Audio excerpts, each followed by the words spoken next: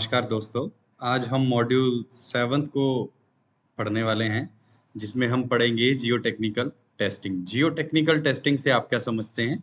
Geotechnical testing का मतलब है कि हम सॉइल के ऊपर अब टेस्टिंग करना शुरू करते हैं। तो पार्ट 1 में हम California bearing ratio that is CBR test को पढ़ेंगे, टेस्टिंग ऑफ सॉइल स्ट्रेंथ, जो कि IS 2720 पार्ट 16 1979 में कवर किया जाता है। कौन से स्टैंडर्ड में? IS 2720 part 16 1979। तो आप इसका स्टैंडर्ड जरूर लिख लें, ठीक है। ये स्टैंडर्ड IS स्टैंडर्ड के अकॉर्डिंगली मैं आपको पढ़ाता हूँ। हमेशा ही आप IS कोड को ज़रूर प्रेफर करें, क्योंकि जितनी भी टेस्टिंग होती है उसमें IS कोड हमारा सबसे ज़्यादा कंपलसरी चीज़ है, सबसे ज़्यादा नेसेसरी है, ठीक है। तो अगर बात करें हम जियोटेक्निकल टेस्टिंग की, तो हम जानते हैं कि soil is one of the very important engineering material. बहुत ज़्यादा इंपॉर्टेंट मटेरियल है हमारा सॉइल। ऐसा क्यों? क्योंकि एक अकेला सॉइल है जिसके ऊपर पूरे स्ट्रक्चर मैक्सिमम सारी चीज़ें जो हैं वो सॉइल के ऊपर खड़ी हुई हैं। जो कुछ भी आपका पूरे वर्ल्ड में जो कुछ भी बना हुआ है वो सिर्फ सॉइल के ऊपर ही खड़ा हुआ है। जैसे जो भी स्ट्रक्चर है वो सॉइल के ऊपर खड़ा है, अदरवाइज वो कैसे खड़ा हो? क्लियर? तो सॉइल एकमात्र ऐसी चीज़ है, ऐसा फैक्टर है जो कि आपके घर को जो है वो सपोर्ट करता है, वो सारा लोड अपने ऊपर लेता है।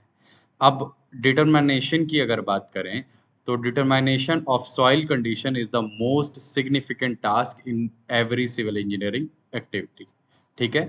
Property of the soil can be determined by both field and laboratory test method. इसमें आप फील्ड के मेथड भी हैं, कुछ कुछ लेबोरेटरी के मेथड भी हैं। It is critical to quantify the various property of the soil in order to predict its behavior under different loading condition for the safe design of a soil structure. The soil mechanics and foundation engineering laboratory is a compulsory and basic undergraduate course where introduction to geotechnical engineering will be provided, and also for graduate level research student. Clear? The use of this geotechnical testing is most important in life. देखिए, सबसे ज़्यादा ज़रूरी है हमारे को geotechnical testing. ऐसा क्यों? क्योंकि सॉइल हमारे लिए सबसे ज़्यादा मेजर है। चलिए, अब बात करते हैं आप कैलिफोर्निया बेरिंग रेशो टेस्ट की। तो California bearing ratio testing is a method used to evaluate the strength and load bearing capacity of a soil. क्या डिटरमाइन करती है? आपकी ये स्ट्रेंथ को डिटरमाइन करती है और बताती है आपको क्या? Bearing capacity of the soil. किसके लिए? For pavement design and construction. Pavement, जैसे कि आप कंस्ट्रक्शन ऑफ रोड करते हैं तो उसमें आपने देखा होगा आप कंक्रीट के पेवमेंट डालते हैं या आप फ्लेक्सिबल पेवमेंट लाइक बिटुमेन का पेवमेंट डालते हैं। तो अब हमारे पास दो टाइप के पेवमेंट होते हैं। पेवमेंट का मतलब क्या होता है? जो आपके सरफेस के ऊपर, जो रोड के सरफेस के ऊपर जो आपने एक लेयर डाली होती है, जिस जो सरफेस जो बनाया होता है रोड का, उसे हम क्या कहते हैं? पेवमेंट कहते हैं। जो कि हमारे दो टाइप की होती है, कंक्रीट की, एक बिटुमेन की, जिसे हम नाम देते हैं rigid pavement and flexible pavement, ठीक है। तो पेमेंट और कंस्ट्रक्शन के लिए हम किसका यूज करते हैं? कैलिफोर्निया बेरिंग रेशो टेस्ट का, जहां पे हमारे को सॉइल की स्ट्रेंथ निकालनी हो और लोड बियरिंग कैपेसिटी को निकालना हो। किसके लिए? सॉइल के लिए हम इसका यूज करते हैं। ये एसेस क्या करती है? आपकी soil ability to support load and resist deformation under standard condition. Clear? तो अगर इसके एग्जाम्पल की अगर हम बात करें, तो जैसे कि मैंने आपको कहा, जहाँ पे भी आपने कंस्ट्रक्शन ऑफ रोड करना है, जहाँ पे रोड कंस्ट्रक्शन होगी, लाइक वो रूरल एरिया होगा, तो before designing the payment of the structure, जब आपने डिजाइनिंग करनी है पेमेंट ऑफ द स्ट्रक्चर, तो उससे पहले आप क्या करेंगे? उससे पहले आप उस पर्टिकुलरली सॉइल का क्या निकालेंगे? लोड बेरिंग कैपेसिटी निकालेंगे, उसकी स्ट्रेंथ निकालेंगे, ताकि आपको ये पता लगे वो कितना लोड जो है तो वो रेजिस्ट कर सकती है, कितना लोड बियर कर सकती है और कितना स्ट्रेंथ उसमें रहने वाला है। अच्छा, ठीक है। तो सीबीआर टेस्ट क्या बताता है आपको? सीबीआर टेस्ट आपको इस सॉइल की पर्टिकुलर स्ट्रेंथ बताता है। और क्या इस जियोटेक्निकल टेस्टिंग में हम पढ़ने वाले हैं? और पढ़ने वाले हैं try axial testing for soil mechanics. और क्या पढ़ेंगे? Unconfined compression testing for cohesive soil. तो जैसे कि आप पीछे फिर से मैं आपको एक बार लेके चलता हूं, California bearing ratio test, that is CBR test. CBR test जो है उसके लिए हम आईएस स्टैंडर्ड कौन सा यूज करते हैं? 2720। 2720 आईएस 2720 पार्ट नंबर 16 1979, ये आईएस कोड जो है हम यूज करेंगे। ये क्या है? It is very important. ठीक है, ये सबसे इंपॉर्टेंट है। आईएस कोड को जरूर प्रेफर करें और आईएस कोड को याद भी रखें। 2720 पार्ट नंबर 16 हमारा कौन सा है? कैलिफोर्निया बेरिंग रेशो का जो है तो आईएस स्टैंडर्ड। ठीक है, चलिए इसके बाद हम चलते हैं कैलिफोर्निया बेरिंग रेशो टेस्ट के लिए, टेस्टिंग फॉर सॉइल स्ट्रेंथ। ठीक है, सॉइल की स्ट्रेंथ निकालने के लिए तो सबसे पहले हम क्या करते हैं? सैंपल कलेक्शन करते हैं। सैंपल कलेक्शन करने का मतलब क्या है कि हमने मिट्टी को लेना है जहां से, जिस पर्टिकुलर पॉइंट के ऊपर हमारे को सॉइल की बेरिंग कैपेसिटी निकालनी है, उसकी सॉइल की स्ट्रेंथ हमारे को जिस सॉइल की चाहिए वहां से हम सैंपल को कलेक्ट करेंगे। ठीक है, तो सैंपल कलेक्शन क्या बोलता है? Engineers collect undisturbed. आप जो सॉइल जो निकालेंगे वो कौन सी निकालेंगे? अनडिस्टर्ब। वो डिस्टर्ब नहीं की हो, ऐसा नहीं हो कि वहां पे कंपेक्शन की गई हो। जो वहां की नेचुरल सॉइल होगी, जो उसकी नेचुरल कंडीशन होगी, उसको हम वहां से एक्सट्रैक्ट करेंगे, जिसको हम क्या कहते हैं? Undisturbed soil sample from the subgrade at selected location along the road alignment. जिस भी रोड के आपको कंस्ट्रक्शन करनी है उसके अलाइनमेंट के अकॉर्डिंगली आप क्या निकालेंगे? अलाइनमेंट क्या होता है? अलाइनमेंट होता है जैसे कि ये आपका रोड है, तो ये जो सेंटर लाइन की जो मार्किंग होती है, ये देखिए, सबसे पहले अलाइनमेंट सर्वे जो होता है उसमें क्या होता है? उसमें हम ये सेंटर लाइन, ये जहां से हम रोड को निकालने वाले हैं, इसको क्या कहते हैं? अलाइनमेंट सर्वे। तो अलाइनमेंट हम करते हैं रोड की, तो उस अलाइनमेंट के अकॉर्डिंगली हम क्या करेंगे? सॉइल का जो है एक्सट्रैक्शन करेंगे, वहां से सैंपल को कलेक्ट करेंगे। The sample are carefully extracted using soil sampling equipment. Soil sampling equipment को लेके ही हमने सॉइल को एक्सट्रैक्ट करना है। ठीक है, to preserve their natural state and characteristics. ठीक है, ठीक है, तो ये इस तरीके से हम क्या करते हैं? सैंपल की कलेक्शन करते हैं। कहाँ से? जहां पे रोड का अलाइनमेंट हुआ होगा, जहां से रोड निकलने वाला होगा, या जहां पे हमारे को, जैसे मान लो आप कहीं पे इंडस्ट्रियल बिल्डिंग बना रहे हैं, तो उस इंडस्ट्रियल बिल्डिंग जहां पे आप खड़ी करने वाले हैं, तो वहां पे आप, जहां पे आपकी फाउंडेशन होगी उससे नीचे की आप सॉइल, जहां से आप एक्सकवेशन करेंगे, वहां से आप सॉइल का सैंपल लेंगे। ठीक है, अनडिस्टर्ब जो सॉइल आपकी होगी। क्लियर? चलिए इसके बाद हम बात करते हैं कि जब हम कैलिफोर्निया वेरिंग रेशो टेस्ट करते हैं तो हम सैंपल का प्रिपरेशन कैसे करते हैं? तो ये कुछ इस तरीके से हमारा वाइब्रेटर होता है ये, जिसमें हम सीव एनालिसिस करते हैं। यहाँ से ये क्लैंप्स जो होते हैं, ये क्लैंप आपको दिख रहा होगा, ये क्लैंप और ये क्लैंप, ये ऊपर को खुल जाते हैं। इनको अगर आप ऐसे करके खोलेंगे तो ये खुल जाएंगे एंटी क्लॉकवाइज, और क्लॉकवाइज अगर करेंगे तो वो बंद हो जाते हैं। ठीक है, तो ये पैन लगा, ये यहाँ पे नीचे आप पैन लगाएंगे और 20 mm की सीव आप यूज करेंगे। इसको हम क्या कहते हैं? ग्रेडेशन कहते हैं। क्या कहते हैं? ग्रेडेशन कहते हैं, सीव एनालिसिस कहते हैं। ठीक है, तो 20 mm का सीव आप लगाएंगे और पेन में उसको कलेक्ट करेंगे। ठीक है, ये है आपका सैंपल का प्रेपरेशन। ठीक है, आगे चल के और जानते हैं कि सैंपल का प्रेपरेशन हम और किस तरीके से करते हैं। तो देखिए, जैसे कि आप ये लेंगे अपना ट्रॉवेल लेंगे, ट्रॉवेल के साथ आप एक पेन में, जैसे कि आपने क्या लिया है, एक सॉइल का सैंपल लिया, तो आपके पास क्या होगा? आपके पास स्पेसर होगा। Place the spacer disc over the base plate and coarse filter paper on it, coarse filter paper इसके ऊपर लगाएंगे और क्या लगाएंगे आप, स्पेसर डिस्क जो है इसके ऊपर रखेंगे। ठीक है, उसके बाद चलिए जानते हैं कि उसके बाद क्या करेंगे। तो स्टेप 3 में हम जानते हैं कि fill 1/5 of the mould with the soil sample. कितना, जो मोल्ड होगा उसको 1/5 आप क्या करेंगे, सॉइल सैंपल से फिल करेंगे। Each layer is compacted by giving 56 evenly distributed blows. कितने, 56 ब्लोज आप जो हैं तो उसको देंगे, कितने, 56 blows using a hammer of 4.89 kg। ये जो है आपका, ये क्या है आपका हैमर है, क्या है ये, हैमर है, ये है आपका हैमर। ठीक है, इससे आप ब्लोज करेंगे, ऐसे ऐसे करके ब्लोज करेंगे, ये जो हाथ लगा है इससे वो ऊपर उठ जाता है, वो जो हैमर होता है वो ऊपर उठ जाता है, उससे आप क्या करेंगे, ब्लोज देंगे। कितने, 56 ब्लोज देंगे। पहले आप क्या करेंगे, 1/5 ऑफ द मोल्ड को जो है सॉइल सैंपल से फिल करेंगे कुछ इस तरीके से। ठीक है, यहाँ से फिर वो जो सैंपल आएगा उसको लेंगे और फिर से इस पैन में डालेंगे और उसको क्या करेंगे, कॉम्पैक्ट करेंगे। उसमें कॉम्पैक्शन कितनी देंगे आप, 56 ब्लोज। क्लियर। और आपका हैमर कितना रहेगा, जिसका वेट कितना रहेगा हैमर का, 4.89 kg। क्लियर। चलिए आगे चलते हैं। उसके बाद क्या करते हैं हम, remove the base plate and invert the mould.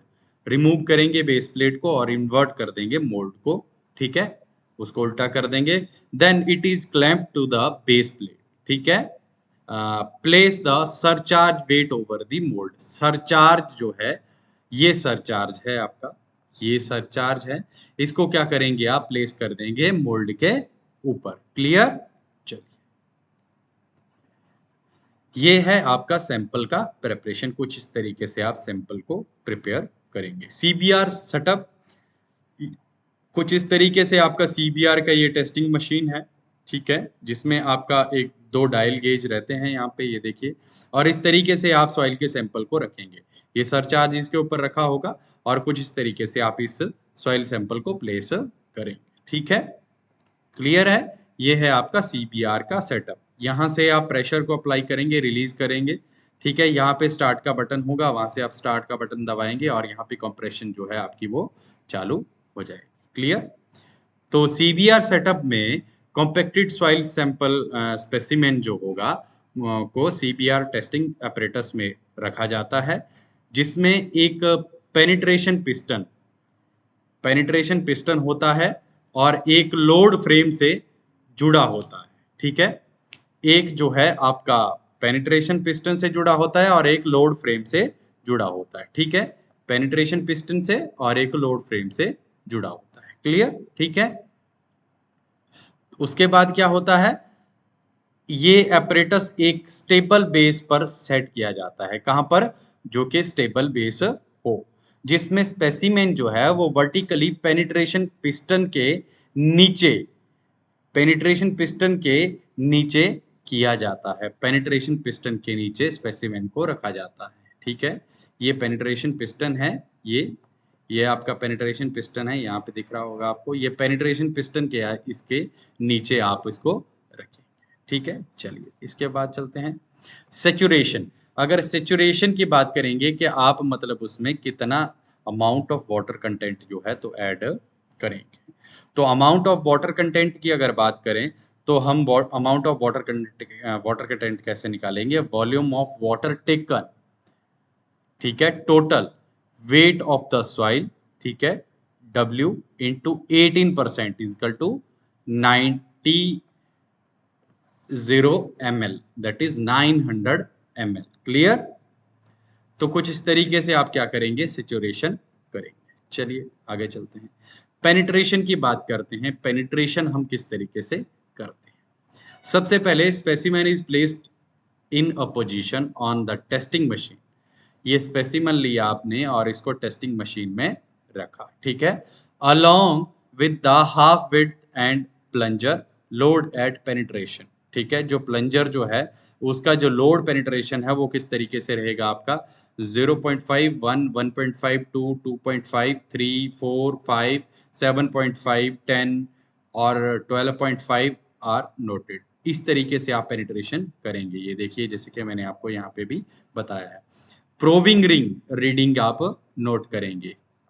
ये जो प्रोबिंग रीडिंग होगी, इस प्रोबिंग रीडिंग को आपको जैसे जैसे आप पेनिट्रेशन करेंगे, जैसे जैसे आप पेनिट्रेशन को इंक्रीज करते जाएंगे, लोड को इंक्रीज करते जाएंगे, वैसे वैसे जो है उसके अकॉर्डिंगली जो है आपको पेनिट्रेशन की वैल्यू यहाँ पे लिखती जानी, वो रीडिंग्स आपको जो क्या है तो लेते जानी। ठीक है, प्रोबिंग प्रोबिंग के ऊपर जो है, रिंग के ऊपर जो है आपको इसकी वैल्यू लेते जानी है। ठीक है, उसके बाद करते हैं ऑब्जर्वेशन एंड कैलकुलेशन। तो डायामीटर ऑफ द प्लंजर जो होता है वो कितना होता है आपका 50 mm। Area of the plunger कैसे आ गया 19.63 सेंटीमीटर स्क्वायर। ठीक है, और ऑप्टिमम मॉइस्चर कंटेंट आपने कितना लिया 15%। क्लियर, कितना optimum moisture content that is water content that is 15%। Clear, और लोड आप कैसे निकालेंगे, load is equal to proving ring reading into 5 divided by 225 into 1000। Clear, divided by 9.81 that is acceleration due to gravity. ये क्या बोलता है, ये formula क्या है, ये यहाँ पे पढ़िए आप। एक्सियल लोड kg पर centimetre square is equal to load divided by area of the plunger. Clear, ठीक है, एक्सियल लोड आप इस तरीके से निकालेंगे और लोड आप इस तरीके से निकालेंगे। ठीक है, पेनिट्रेशन की वैल्यू आपकी इस तरीके से इंक्रीज होती जाएगी। ठीक है, ये आपकी इंक्रीज हो रही है वैल्यू। ठीक है, उसके बाद आप क्या करेंगे, प्रोबिंग रिंग की रीडिंग लेंगे। प्रोबिंग रिंग की रीडिंग भी वैसे वैसे इंक्रीज होती जाएगी। ठीक है, और लोड की वैल्यू जो है आप कैसे निकालेंगे, यहाँ से इस तरीके से इस फॉर्मूले का यूज करके निकालेंगे। ठीक है, जो प्रोबिंग रिंग की रीडिंग होगी वो into 5 divided by 225 multiply by 1000 divided by 9.81, वो किसकी वैल्यू आ जाएगी, आपकी लोड की वैल्यू आ जाएगी। और एक्सियल लोड की निकालनी होगी तो आप जो लोड होगा वो divided by area of the plunger. Area of the plunger क्या है 19.63 सेंटीमीटर स्क्वायर, तो वो क्या आ जाएगी, आपकी एक्सियल लोड आ जाएगी। कुछ इस तरीके से आप सारी रीडिंग्स को लेंगे और फिर आपके पास क्या आ जाएंगी, हर एक पेनिट्रेशन के ऊपर, जैसे जैसे कि 2.5 के ऊपर आपकी आई 4.51, 10 के ऊपर आई आपकी 7.27, 7.5 के ऊपर आई 7.5 के ऊपर आई 6.62। ठीक है, 12.5 के ऊपर आई आपकी 156.3 लोड की वैल्यू और 7.96 किसकी आई 12.5 पेनिट्रेशन के वैल्यू है। ठीक है, तो इस तरीके से आप कैलकुलेशन करते जाएंगे। फिर कैलकुलेशन ऑफ सीवीआर जो है वो आप इस तरीके से करेंगे और आपके पास एक ग्राफ बन के आएगा जो कि एक्सियल लोड वर्सेस पेनिट्रेशन के बीच में होगा। एक्सियल लोड और पेनिट्रेशन के बीच में जो आपका ग्राफ बनेगा वो कुछ इस तरीके से बनेगा, इस तरीके से आपको दिखेगा। तो जिसमें जो ब्लू लाइन है वो क्या बताती है, आपकी एक्सियल लोड वर्सेस पेनिट्रेशन को ये ग्राफ जो है तो दर्शाता है। ठीक है, अच्छा, जो आपके पास ब्राउन कलर में जो है पेनिट्रेशन एट 2.5 mm, 2.5 mm, ये 2.5 mm। ठीक है, ये देखिए ये 2.5 mm की जो पेनिट्रेशन है वो दिखाता है, और ये कौन सी दिखाता है आपका, ये दिखाता है आपकी जो पेनिट्रेशन है 5 mm के ऊपर। ठीक है, 5 mm के ऊपर कुछ इस तरीके से। ठीक है, तो इस तरीके से आपका ग्राफ बन के प्लॉट बन के तैयार होता है।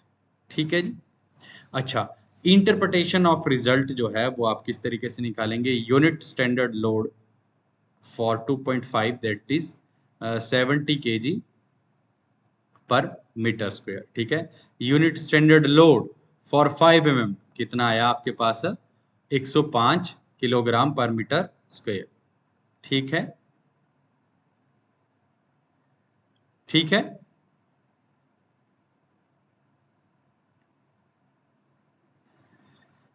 ठीक है। अब इसके बाद आप रेफर करेंगे ग्राफ को, और California bearing ratio test ratio जो है वो आपको CBR 2.5 mm के ऊपर क्या होगी, load corresponding to 2.5 mm penetration divided by standard load corresponding to the 2.5 penetration into 100, तो ये आ जाएगी आपके पास 8.6। क्लियर। अब कैलिफोर्निया वेरिंग रेशो 5 mm के लिए CBR जो है वो क्या आएगी, यही सेम फॉर्मूला यूज करेंगे इंटू 100, तो आ जाएगी 7.1।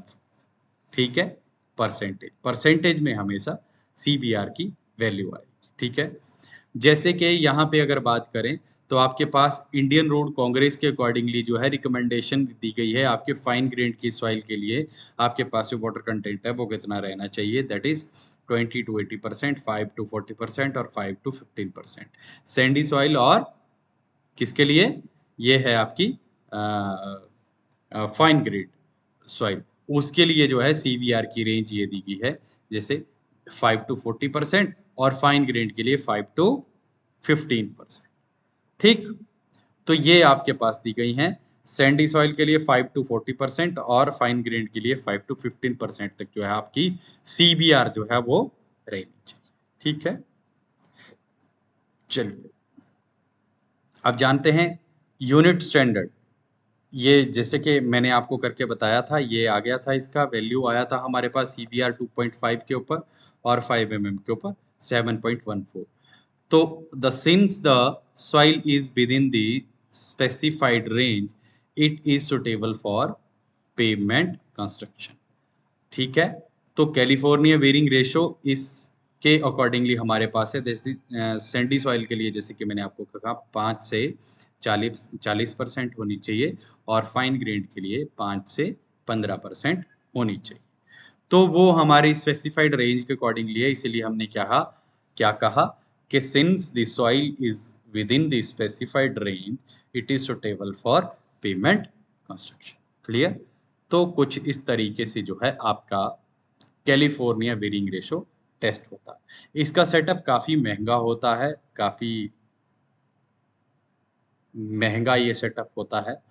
तो अगर आपको CBR का टेस्ट करना हो तो मैं आपको इसका वीडियो जो है वो मैं आपको ऑनलाइन वीडियो आप यूट्यूब के ऊपर आप देख सकते हैं इसका कि मतलब इसका प्रॉपर जो तब आपको ज़्यादा क्लैरिटी आएगी। ठीक है, ये तो मतलब एक तरीका है कि मतलब मैं आपको क्लियर करके पढ़ा रहा हूँ, आपको नोट्स भी प्रोवाइड करवा रहा हूँ, लेकिन जब आप प्रैक्टिकली चीज़ों को करते हैं या आप उसको पर्टिकुलरली देखते हैं तो आपको क्लैरिटी ज़्यादा होती है। तो आप उसको एक बार वीडियो गूगल के ऊपर या अपने यूट्यूब के ऊपर जाके ज़रूर देखें। ठीक है, इसके बाद चलिए हम बात करते हैं जियोटेक्निकल टेस्टिंग में पार्ट 2 में हम पढ़ते हैं triaxial testing for the soil mechanics. Triaxial testing हम पढ़ते हैं सॉइल मैकेनिक्स के लिए, जिसमें है IS 2720 है और पार्ट नंबर कौन सा है, ये 11 है और यह है 1993 का।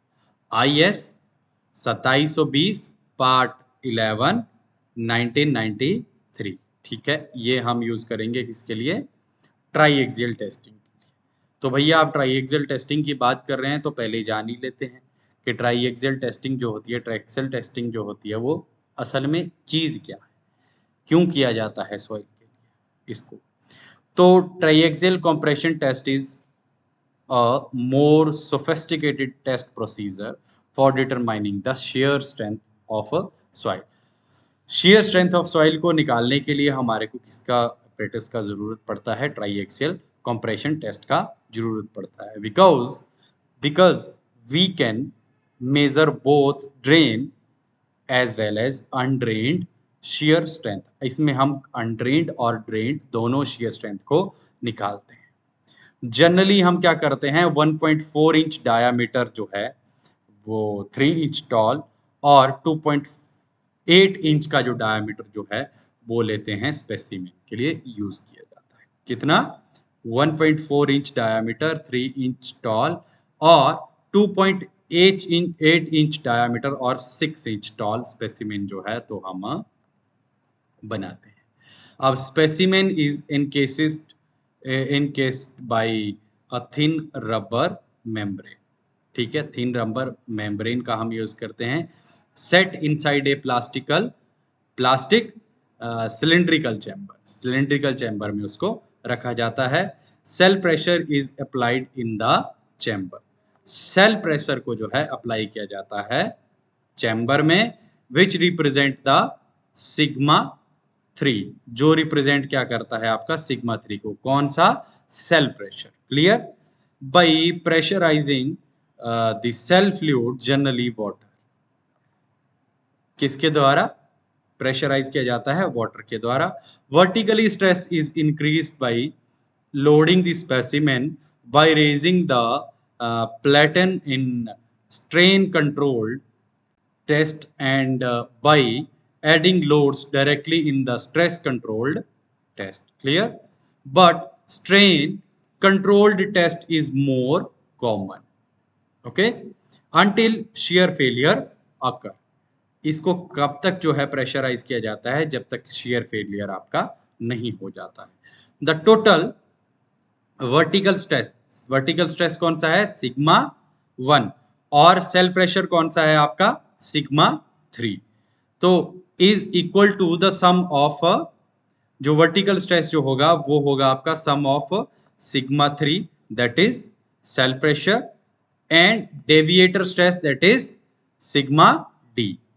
सिग्मा डी अगर हमारे को निकालना है तो हम कैसे निकाल सकते हैं, हम ऐसे भी निकाल सकते हैं सिग्मा डी को कि सेल प्रेशर जो है वो प्लस आपका डेविएट स्ट्रेसर है, डेविएट जो है वो स्ट्रेस है, वो क्या है आपका, वो है आपका total vertical stress that is sigma 1। ठीक है। तो अगर आपको सिग्मा डी को निकालना है तो आप कैसे निकाल सकते हैं, सिग्मा 1 माइनस सिग्मा 3। ठीक है। तो वो भी आपके पास कौन सा निकल के आ जाता है, डेविएटर स्ट्रेस निकल के आ जाता है। तो measurement of sigma D that is deviator stress, axial deformation, pore pressure and sample volume change are recorded. ये सारे हमारे को रिकॉर्ड करने रहते हैं। चलिए अब बात करते हैं depending on the nature of the loading and drainage condition, drainage condition के ऊपर और depending on the nature of the loading, triaxial test are conducted in 3 different ways. 3 different ways कौन कौन से हैं, U triaxial test that is undrained unconsolidate test. ठीक है। और उसके बाद CU test that is consolidate undrained test. CD कौन सा है, कंसोलिडेट ड्रेन्ड टेस्ट। ठीक है। तो सबसे पहले पढ़ते हैं हम UU triaxial test. For UU test the specimen assumed to be saturated prior to test are subjected to a confining fluid pressure in triaxial chamber. In this test the load are applied quickly. क्या होता है इस test में, load को apply किया जाता है quickly and the sample is not allowed to consolidate, sample को कंसोलिडेट नहीं किया जाता है इस टेस्ट में। Sample is compressed at a constant rate, strain controlled. Clear. इसमें क्या किया जाता है, सैंपल को कंसोलिडेट नहीं किया जाता है। ठीक है। इसीलिए इसको क्या कहा गया, अनकंसोलिडेट अनड्रेन्ड टेस्ट। क्लियर। चलिए अब बात करते हैं CU ट्राईएक्सियल टेस्ट। CU क्या हुआ, consolidate undrained test. In consolidate undrained test the sample is not allowed to drain, इसमें ड्रेन नहीं किया जाता है। The shear characteristics are measured under undrained condition, shear stress को अनड्रेन्ड कंडीशन में जो है मेजर किया जाता है and the sample is assumed to be fully saturated, और जो सैंपल आपका होगा उसको फुली सैचुरेटेड किया जाएगा, मतलब उसको क्या किया जाएगा, कंसोलिडेट किया जाएगा। ठीक है। Clear. Measure the pore pressure in the sample, measure क्या करना है भैया, pore pressure in the sample, sometimes called CUPPP. Clear.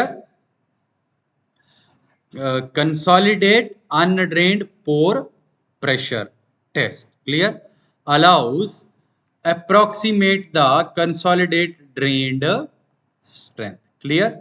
और CU में क्या होता है आपका, CD में क्या होता है आपका, CD में होता है कंसोलिडेट ड्रेन्ड टेस्ट। इसमें कंसोलिडेट भी किया जाएगा और उसको ड्रेन भी किया जाएगा, ठीक है। In consolidate drained test the sample is consolidate किया जाएगा and sheared in compression slowly to allow the pore pressure build up by the shearing to dissipate. The rate of axial deformation is kept constant, that is, strain is controlled. The idea is that the test allows the sample and the pore pressure to fully consolidate, that is, adjust to the surrounding stresses.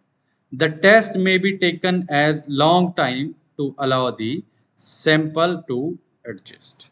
In particular, low permeability sample need a long time to drain, ठीक है, जो आपका the test may be a long time to allow the sample to adjust in particularly low जो permeability sample होगा, कौन सा, low permeability sample जो होगा वो ज्यादा टाइम मांगेगा आपका ड्रेन होने के लिए and adjust train to the stress level, clear. जो लो परमिएबल होगा, जैसे कि आपका लो परमिएबल का मतलब क्या हुआ, लो परमिएबल का मतलब हुआ कोहेसिव सॉइल, दैट इज आपकी क्ले, ठीक है, जिसको हम क्या कहते हैं, कोहेसिव सॉइल कहते हैं, उसे हम CD ट्रायल टेस्ट कहते हैं, ठीक है। चलिए आगे चलते हैं। अच्छा, अब कुछ MCQ भी कर लेते हैं, MCQ भी हमारे लिए जरूरी है। In triaxial compression test on a soil specimen the intermediate principal stress is equal to major principal stress, minor principal stress, both A and B, none of the above. तो कौन सा होता है ये होता है आपका माइनर प्रिंसिपल स्ट्रेस, ठीक है, कौन सा, माइनर प्रिंसिपल स्ट्रेस। अब ऐसा क्यों होता है, होता ऐसा है कि in triaxial test the major principal stress sigma 1 is applied to the principal stress जो होता है, मेजर प्रिंसिपल स्ट्रेस जो होता है वो sigma 1 is applied in the vertical direction and the other two principal stresses sigma 2 and sigma 3 are applied in the horizontal direction by the fluid pressure around the specimen, ठीक है, clear. चलिए, the deviator stress sigma D is given by sigma D minus sigma 1 plus sigma नहीं, sigma D is equal to sigma 3 minus sigma 1 नहीं, sigma D is equal to sigma 1 minus sigma 3, ठीक है, या sigma D is equal to additional axial load divided by A2। तो इसके लिए हम formula कौन सा यूज करते हैं, C पे जो फॉर्मूला है इसको यूज करते हैं, जो कि क्या होता है, additional axial load divided by A2, ठीक है, क्लियर।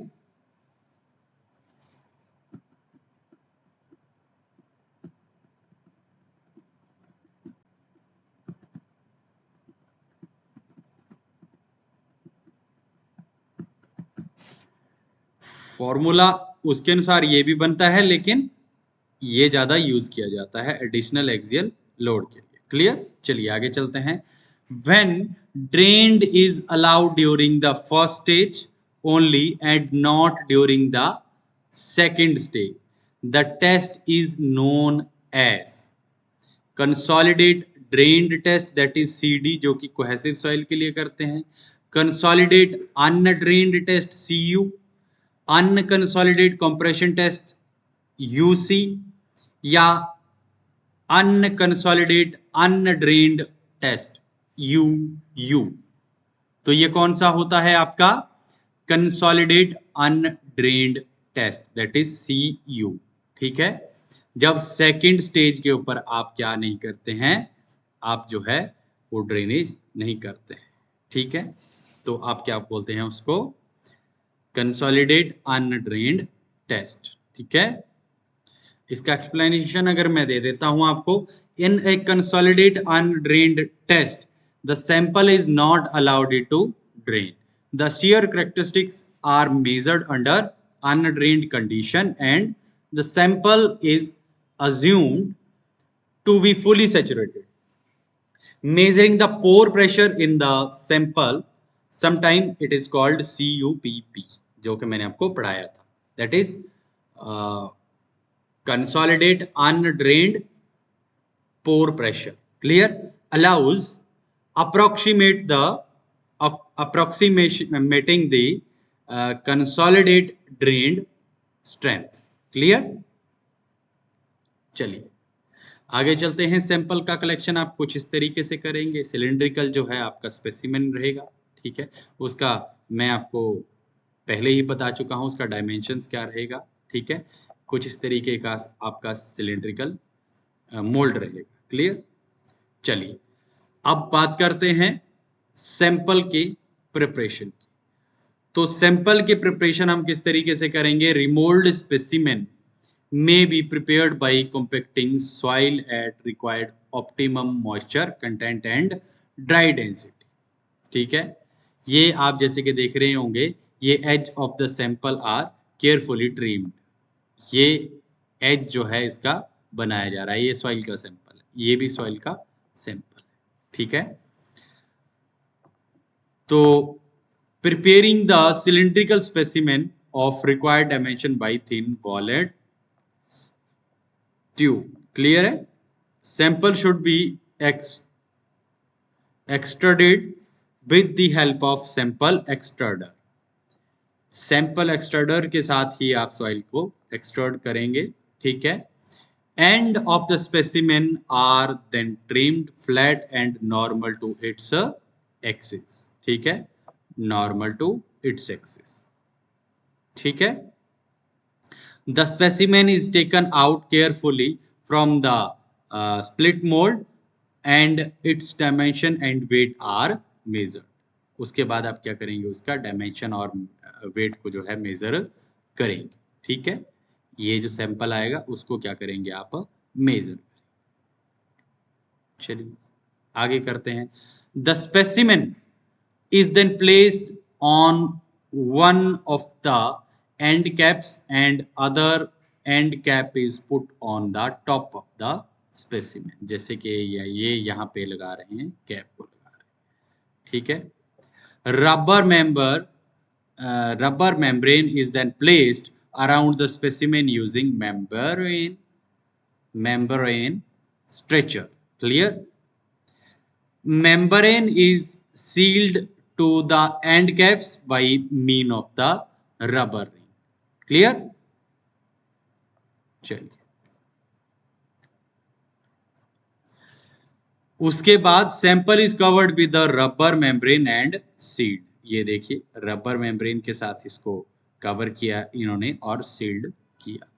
फिर cell is completely filled with water. Cell को कंप्लीटली क्या किया? फिल किया वाटर के साथ। ये देखिए यहाँ पे वाटर को फिल किया। ठीक है, चलिए आगे चलते हैं। अब saturation if necessary. The saturation process is designed to ensure the all voids and within the test specimen are filled with water. Clear? And that the pore pressure, कौन सा pressure? Pore pressure, transducer and drainage lines are properly de-aired. This may be achieved by firstly applying a partial vacuum to the specimen to remove air. किसके लिए? Air को remove करने के लिए हम saturation को करेंगे। And draw water into the transducer and drainage line. Clear? Followed by the linear increase of the cell and back pressure. The later process is shown in figure. ठीक है, during which a constant effective stress should be mentioned. ठीक है, at no point should be effective stress increase above the valve required for shearing as this lead to the specimen over consolidate. इसको क्या कहेंगे आप? Over consolidation कहेंगे, ठीक है। To assist the specimen in reaching full saturation the following step may be taken. Use de-aired water to fill specimen water voids। voids के specimen को fill करने के लिए आप de-aired वाटर पानी उसमें डालेंगे। Clear. Increase of back pressure to force air into the solution. Clear. Back pressure को आप क्या करेंगे? इंक्रीज करेंगे। ये आपका ट्राइएक्सियल टेस्टिंग का सेटअप है, कुछ इस तरीके से रहता है। एक्सियल डिस्प्लेसमेंट ट्रांसड्यूसर ये है आपका जिसकी हम बात कर रहे थे। ये लोड आर्म है। ये कौन सा है? ये है लोड आर्म आपका। ये आपका इंटरनल सबमर्सिबल लोड सेल है जो कि सबमर्सिबल होता है, ठीक है। यहाँ से फोर्स को अप्लाई किया जाता है। ये देखिए, ये रबर मेम्ब्रेन है आपकी, ठीक है। ये है आपकी रबर मेम्ब्रेन। सॉइल स्पेसिमेन यहाँ रहेगा आपका। पर्सपेक्स सेल ये रहेगा, पर्सपेक्स सेल, ठीक है। ये पर्सपेक्स सेल है, ये यहाँ पे पर्सपेक्स सेल है। ये आपका सॉइल स्पेसिमेन है, ये आपका रबर मेम्ब्रेन है। और ये क्या रहेगा आपका? ये रहेगा आपका लोड सेल रहेगा, यहाँ से फोर्स को अप्लाई किया जाएगा। ये आपका एक्सियल डिस्प्लेसमेंट ट्रांसड्यूसर है और यहाँ पे लोड रैम है जिसके थ्रू हम क्या करेंगे? फोर्स अप्लाई करेंगे, ठीक है।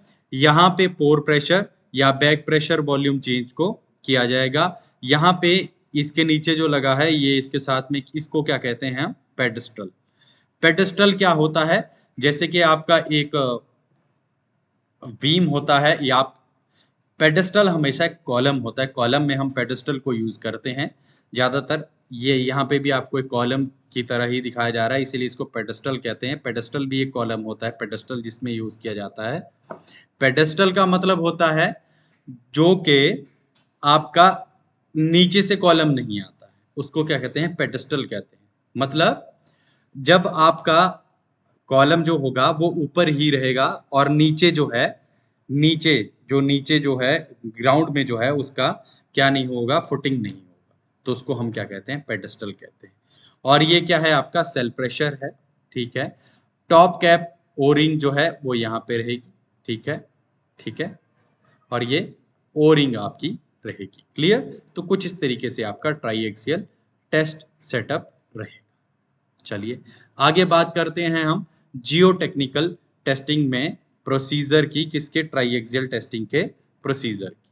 चलिए अब ट्राइएक्सियल टेस्टिंग के प्रोसीजर को जानते हैं। जैसे कि पेडेस्टल के बारे में मैंने आपको पढ़ाया है। पेडेस्टल क्या होता है? पेडेस्टल एक कॉलम होता है जो कि हम, जैसे कि मैं आपको एग्जांपल के लिए बता देता हूँ। जैसे कि मैं ये एक बोतल है, इस बोतल को जैसे कि मान लो इसके बेस के ऊपर रख देता हूँ, तो ये जो बोतल है, जो कि ये बोतल है, वो इसके नीचे कोई और एक्सकवेशन करके हमने कोई नीचे से कॉलम ऊपर को नहीं उठाया, बस ये बोतल हमने अकेली यहाँ पे रखी, तो हम इसको भी क्या कह सकते हैं? पेडेस्टल कह सकते हैं। क्लियर। इस तरीके का होता है आपका पेडेस्टल। चलिए आगे जानते हैं। Cover the pedestal in the triaxial cell with a solid and end cap. Place the specimen assembly centrally on the pedestal assembly. क्या करेंगे आप? जो पेडेस्टल जो आपका होगा उसको कवर करेंगे किसके साथ? ट्राइएक्सियल सेल के साथ, with a solid end cap. Solid end cap को प्लेस करके और स्पेसिमेन को असेंबली सेंट्रली करेंगे ऑन पेडेस्टल असेंबल के ऊपर। The cell with the loading ram initially clear of the top of the specimen and place it in the loading specimen. Loading specimen में फिर उसको रखेंगे। क्लियर। उसके बाद क्या करेंगे? Admit the operating fluid in the cell, ठीक है, and raise the pressure to the desired value. Pressure को रेज करेंगे, desired value adjusted the loading machine further so that loading arm comes in contact with the sheet on the top of the specimen, note the initial reading. Initial reading को क्या करेंगे, note करेंगे. Apply the compressive force at constant rate of axial compression such that the failure is produced in a period of approximate 5 to 15 minute. ठीक है, 5 to 15 minute के लिए compressive force इसके ऊपर जो है हम कांस्टेंट रेट के ऊपर एक्सियल कंप्रेशन जो है वो अप्लाई करेंगे जब तक उसके ऊपर फेल्यूर अकर नहीं हो जाता. क्लियर, कुछ इस तरीके से रहता है इसका प्रोसीजर. अब take the simultaneously reading of the load and deformation. Continue the test until the maximum value of stress has been passed. Unload the specimen and drain of the cell fluid. Dismantle the cell and take it out the specimen. Clear? Remove the rubber membrane and note down the mode of the failure. Weight of the specimen. Keep sample for water content determination. Okay, with the maximum principal stress is sigma 1 and minimum principal stress is sigma 3, Mohr circle can be drawn. Mohr circle को आप क्या कर सकते हैं, draw कर सकते हैं. Clear. Step 8 में आता है इसका, the procedure is repeated with the different cell pressure sigma 3. Cell pressure मैंने क्या कहा था आपको, सिग्मा 3 कहा है.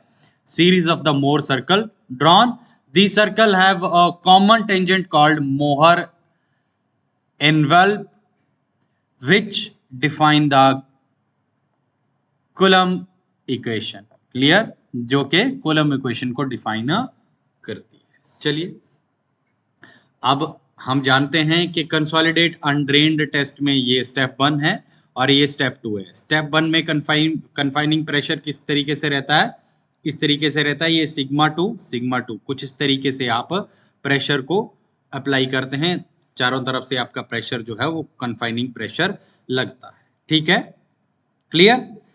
और ये इस तरीके से आपका कन्फाइनिंग प्रेशर रहता है. स्टेप 2 में आपका कन्फाइनिंग प्रेशर कैसा रहता है, स्टेप 2 में सिग्मा 1 इज इक्वल टू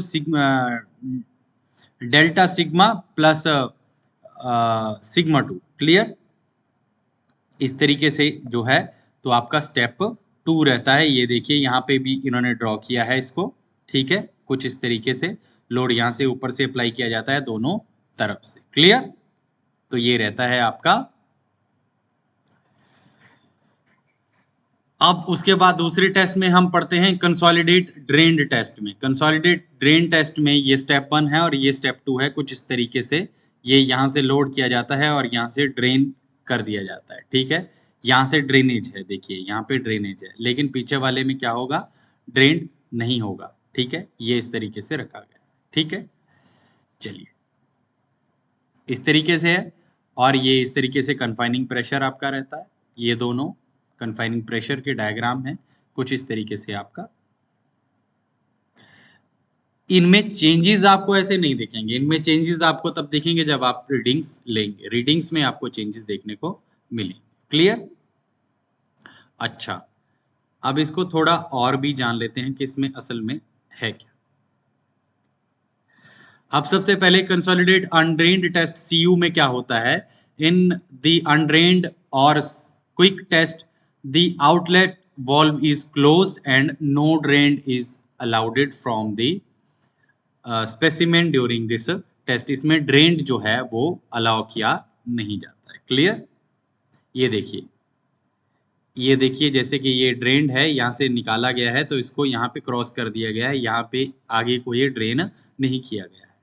जैसे ही ड्रेन्ड आता है तो इसमें ड्रेन किया जाता है. Clear, the drained valve is kept open and the specimen is allowed to fully consolidate. यहाँ उसके बाद उसके किया जाता है, फुली कंसोलिडेट किया जाता है. चलिए आगे चलते हैं. अब अनकंसोलिडेट अनड्रेन्ड टेस्ट में क्या होता है, ना तो ड्रेन्ड किया जाता है और ना ही कंसोलिडेट किया जाता है. ठीक है, ये यहाँ पे देखिए ना तो ड्रेन्ड किया जा रहा है और ना ही कंसोलिडेट किया जा रहा है. क्लियर.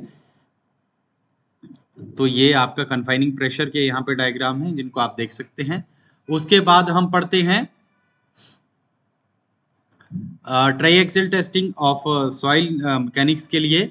ए जो है सॉइल स्पेसिमेन मेजरमेंट, वो क्या मेजरमेंट होती है इसमें? हाइट h को सेंटीमीटर में लेंगे, डायामीटर d को सेंटीमीटर में लेते हैं हम, एरिया को सेंटीमीटर स्क्वायर में, वॉल्यूम को सेंटीमीटर क्यूब में, और वाटर कंटेंट को परसेंटेज में लिया जाता है।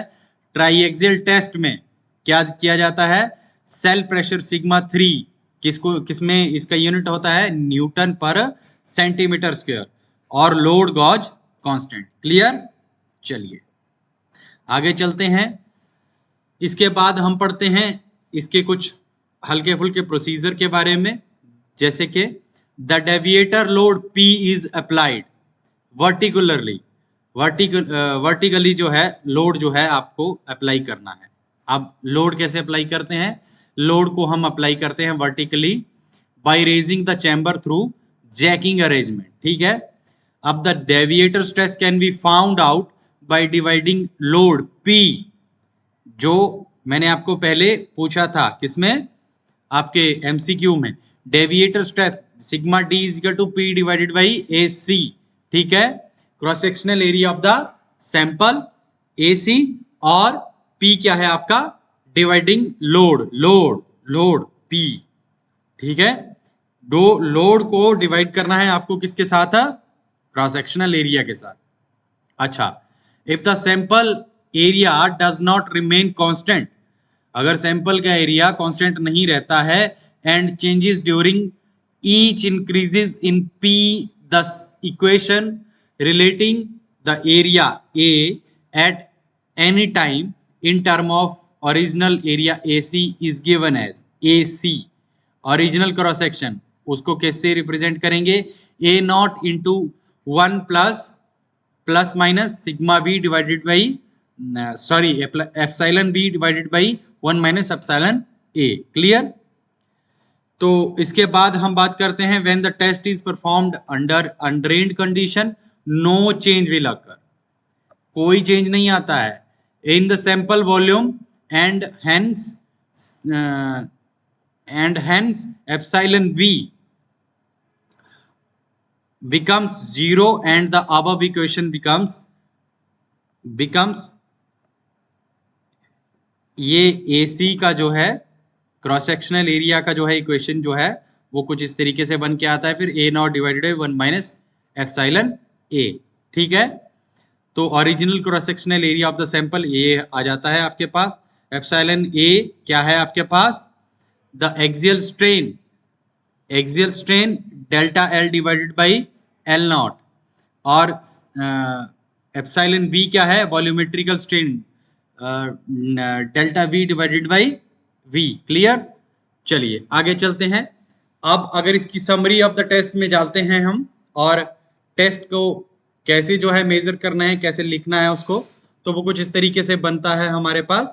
कॉम्प्रेसिव जो डायल रीडिंग है उसके यूनिट्स उसको लिखना है यहाँ पे, लोड गॉज रीडिंग, और compression of the sample that is delta L। ठीक है। उसके बाद स्ट्रेन यहाँ पे आ जाएगा, करेक्टेड एरिया आ जाएगा, नॉर्मल लोड आ जाएगा, वर्टिकल स्ट्रेस की वैल्यू आ जाएगी, डेविएटर स्ट्रेस आ जाएगा, और स्ट्रेस रेशो आ जाएगा। और उसमें जो है फाइनल में कंक्लूजन शीट कैसे बनानी है आपको? टेस्ट नंबर, सेल प्रेशर आ जाएगा, डेविएटर स्ट्रेस आ जाएगा, सिग्मा 1 एट फेलियर आ जाएगा, sigma 1 minus sigma 3 at failure आ जाएगा। क्लियर? तो इस तरीके से आपकी ट्राईएक्सियल टेस्टिंग होती है। और कंसोलिडेट अनड्रेन्ड टेस्ट में जो आपका ग्राफ जो रहता है वो कुछ इस तरीके से रहता है। ठीक है। इसमें इक्वेशन कौन सी यूज करते हैं हम? Tau is equal to C plus sigma N tangent phi, और टेंजेंट फाई क्या होता है आपके पास? Rate of internal strain, rate of internal shear strain. Clear? ये आ जाता है आपके पास डेविएटर स्ट्रेस और सिग्मा जो कि फेलियर के ऊपर होता है। क्लियर? चलिए ठीक है। ये कंसोलिडेट ड्रेन्ड टेस्ट के लिए है, ये कंसोलिडेट अनड्रेन्ड टेस्ट के लिए है। कुछ इस तरीके का आपके पास डायग्राम ग्राफ बन के आता है, ठीक है। ये है आपके पास कंसोलिडेट ड्रेन्ड टेस्ट, ठीक है। इस तरीके से आपका फेल्योर होगा, इस तरीके का ग्राफ बन के आएगा, सिग्मा 1 माइनस सिग्मा 2 यहाँ पे होगा देखिए, और सिग्मा 1 माइनस सिग्मा 2 यहाँ पे होगा, ठीक है। ये यहाँ पे देखिए सिग्मा 1 माइनस सिग्मा 3 और सिग्मा 1 माइनस सिग्मा 3, क्लियर। ये आपका कंसोलिडेट ड्रेन्ड टेस्ट रहेगा, ठीक है। तो इस तरीके से आप करते हैं ट्राइएक्सियल टेस्टिंग। अब इसके एडवांटेजेस के बारे में बात करते हैं कि एडवांटेजेस क्या होते हैं। तो इसके एडवांटेजेस हैं कि shear test under all 3 drainage condition can be performed with the complete control. पूरे कंप्लीट कंट्रोल के साथ हम क्या कर सकते हैं, शियर स्ट्रेस को परफॉर्म कर सकते हैं। Precise measurement of the pore pressure and volume change during the test are possible, ठीक है। The stress distribution of the failure plane is uniform, clear. The state of stress within the specimen during any stage of the test as well as failure is completely determined, clear. तो ये आपके advantages हैं। Disadvantages क्या हैं, जो apparatus होगा आपका वो काफी इलेबोरेट है, बल्कि है और कॉस्टली है, ठीक है। ये सबसे बड़ा इसका डिमेरिट है, ठीक है। और इसके बाद हम बात करते हैं, it is not possible to determine the cross sectional area of the specimen at larger strain as the assumption that is specimen remained cylindrical does not hold good, clear. एक ये है, the strain condition in the specimen are not uniform due to frictional resistant, ठीक है, produced by the loading cap and the pedestal disc. This lead to the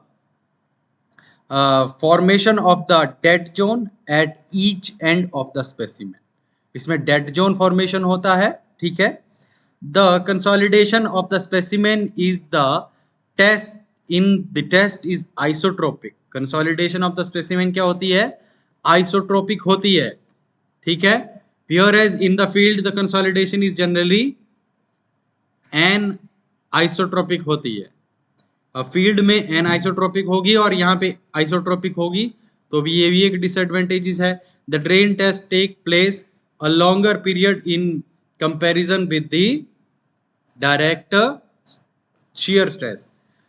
अगर जो drained test जो है वो काफी ज्यादा टाइम लेता है as compare to direct shear stress की। चलिए, तो इस तरीके से आपका कौन सा पार्ट कंप्लीट होता है आज, ये पार्ट नंबर 2। अब पार्ट नंबर 3 को हम पढ़ते हैं, unconfined compression testing for cohesive soil. उसमें आईएस पार्ट 2720 पार्ट नंबर 10 को 1973 में जो है जो आया था उसको हम पढ़ते हैं। और इसमें हम क्या यूज करते हैं, आईएस कोड को ASTM D2166। आईएस कोड जरूरी पढ़ लें, ये आईएस कोड और ये 2 आईएस कोड इसके लिए यूज किए जाते हैं। किसके लिए, अनकन्फाइंड कंप्रेशन टेस्टिंग। वैसे तो हमने उसमें भी पढ़ दिया, किसमें, आपका ट्राइएक्सियल टेस्टिंग में पढ़ दिया हमने अनकन्फाइंड कंप्रेशन टेस्ट को, जो कि हम कोहेसिव सॉइल के लिए करते हैं, ठीक है। लेकिन यहाँ पे भी पढ़ते हैं कुछ किस तरीके से करते हैं। तो unconfined compression testing for the cohesive soil. Unconfined compressive strength QU is the load per unit area। क्या है, load per unit area at which the unconfined cylindrical specimen of the soil will fail in the simple compression test। जहां पर वो simple compression test में fail होता है cylindrical specimen, ठीक है। सेंसिटिविटी की बात करते हैं। सेंसिटिविटी क्या होती है आपकी, sensitivity is defined as the ratio of the unconfined compression strength of the undisturbed soil sample to the unconfined to the unconfined soil sample to the unconfined compression strength of the remolded sample. इसको simple तरीके से याद रखें, undisturbed QU divided by remoulded जो strength होगी उसको क्या कहते हैं यहाँ पर, सेंसिटिविटी कहते हैं। अनडिस्टर्ब्ड सॉइल का जो सैंपल होगा वो डिवाइडेड बाई रिमोल्डेड जो सैंपल होगा वो, उसको उसकी स्ट्रेंथ को क्या कहते हैं यहाँ पर, सेंसिटिविटी कहते हैं। मैक्सिमम ऑफ क्वेश्चंस में कॉम्पिटिटिव एग्जाम में भी सेंसिटिविटी से क्वेश्चन आता है, तो इसको आप याद रखें। और unconfined compression testing of cohesive soil. ठीक है, चलिए आगे जानते हैं सैंपल का कलेक्शन कैसे करेंगे। सैंपल का कलेक्शन करेंगे हम, इंजीनियर जो है वो एक्सट्रैक्ट करेगा undisturbed soil sample from the site using soil sampling equipment. ठीक है, the sample are carefully taken to preserve their natural state and characteristics ensuring accurate test results। Clear. चलिए एपरेटस की बात करें तो एपरेटस में हमारे पास क्या होगा, कंप्रेशन मशीन होगी। ठीक है, आगे मैं दिखा दूंगा। उसमें आपके पास डायल गेज लगा होगा, प्रोबिंग रिंग होगी। ठीक है, और split mould of internal dia कितने का, 30 mm का, एंड लेंथ कितने की रहेगी उसकी, 76 mm की। सैंपलिंग ट्यूब जो रहेगी उसका इंटरनल डायमीटर रहेगा आपका 30 mm का और लेंथ रहेगी आपकी 200 mm की। ठीक है, मेटल प्लेट, मूविंग प्लेट। ठीक है, जो मूविंग प्लेट रहेंगी वो वर्नियर कैलिपर और सैंपलिंग एक्सट्रैक्टर, ये इनको एक एक करके बता देते हैं आपको। देखिए जैसे कि ये मेटल प्लेट जो मूविंग प्लेट है वो रहती है, ये आपका सिलिंड्रिकल स्पेसिमेन रहता है। ठीक है, यहाँ से ये स्पेसिमेन नीचे जाता है। ठीक है, यहाँ से कंप्रेशन शुरू होती है और ये आपके क्या है, ये इसका सेटअप है। क्लियर है, यहाँ पे इसका लोड का वैल्यू रहता है और यहाँ से इसको ऑपरेट किया जाता है, बटन्स को यहाँ से प्रेशर्स को, लोड को अप्लाई किया जाता है। क्लियर। चलिए एप्लीकेशन ऑफ लोड, एप्लीकेशन कैसे आप लोड को अप्लाई करेंगे। Apply the compression load by raising the bottom of the machine to produce axial strain at the rate of 1.25 mm per minute। Her minute के ऊपर आप कितना strain जो है वो लगाएंगे, कितना एक्सियल स्ट्रेन प्रोड्यूस होगा, 1.25 mm per minute। Record the strain and probing ring dial gauge reading every 30 second. हर 30 सेकेंड के बाद आप क्या करेंगे, प्रोविंग रीडिंग लेंगे। ठीक है, अब compress the specimen till it fails of 20%। Vertical deformation is reached which ever is earliest. यही है आपका क्या रहेगा, स्टैंडर्ड रहेगा। Compress the specimen till it fails और 20% वर्टिकल डिफॉर्मेशन इज रीच्ड। जब 20% ऑफ वर्टिकल डिफॉर्मेशन रीच हो जाएगी विच एवर इज अर्लीस्ट, तब आप क्या कहेंगे उसका कि आपका कंप्रेशन हो गया, कंप्रेशन आपने कर दिया। जब तक वो फेल हो जाता है। क्लियर, तो वो रहेगा आपका अनकन्फाइंड कंप्रेशन टेस्ट। क्लियर। चलिए आगे चलते हैं। Measurement of deformation, measure the failure angle from horizontal and note the load failure। ठीक है, फेलोर एंगल और हॉरिजॉन्टल एंगल और लोड को जो है आप मेजर करेंगे। डिटरमाइन करेंगे water content of the specimen को। ठीक है, ग्राफ को जो है शोन करेंगे the sample deformation along the horizontal scale and the extension of the spring along the vertical scale। Of two curves obtained shown in the next slide। Okay, the extension of the spring and corresponding deformation in the sample length delta L can be read from the graph। Clear। चलिए आगे चलते हैं। Calculation of the strength parameter, strength को कैसे calculate करेंगे, Q equal to PF divided by AF। और AF क्या है, A not divided by 1 minus epsilon A। Epsilon A क्या है, total deformation of the soil sample at failure, और the shear strength of the soil is the assumed is then assumed as equal to 1/2 QU. Clear? और C is equal to CU divided CU is equal to half of the QU. QU क्या है आपके पास? Unconfined compressive strength है आपके पास. Clear? P आपका load रहेगा. Clear? चलिए आगे चलते हैं. ये आपका ग्राफ कुछ इस तरीके से बन के आएगा. जो ग्राफ आपको ऑब्टेन होगा वो इस तरीके से बन के आएगा. Graph obtain from unconfined compression strength. ये आपका कर्व 1 रहेगा और ये कर्व 2 रहेगा. ये sample deformation inches for mm उसमें, और spring extension in the inches, इन दोनों के बीच में ये ग्राफ रहेगा. क्लियर? ये इस तरीके से सैंपल का डिफॉर्मेशन इंचेस में इस साइड को होगा, और आपका जो स्प्रिंग का एक्सटेंशन जो होगा वो नीचे को होगा. किसमें? इंचेस में. इस तरीके से इसके बीच में कर्व बन के आएगा. चलिए फेल्योर क्राइटेरिया. फेल्योर क्राइटेरिया जैसे कि मैंने आपको बता दिया है. फेल्योर क्राइटेरिया क्या रहेगा? यहां पे मैंने आपको बताया था कि 20% पे जहां पे जाके वो फेल होता है. Compression of the specimen till it fails, और 20% vertical deformation is reached which ever is earlier. ठीक है, ये आपका फेल्योर क्राइटेरिया है. उसके बाद interpretation of the result. Interpretation आप कैसे करेंगे? Initial length of the specimen, particular serial number, particular observation.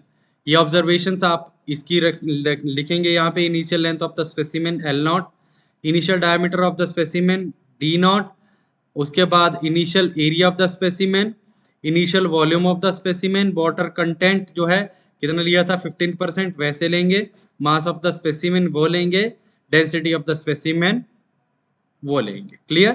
रो. ठीक है, इस तरीके से आप रिकॉर्ड करेंगे उसको. अब इसके बाद उसके बाद जो रिजल्ट जो है आप उसको फाइनल जो शीट जो बनाएंगे, डाटा शीट बनाएंगे तो कुछ इस तरीके से बनाएंगे.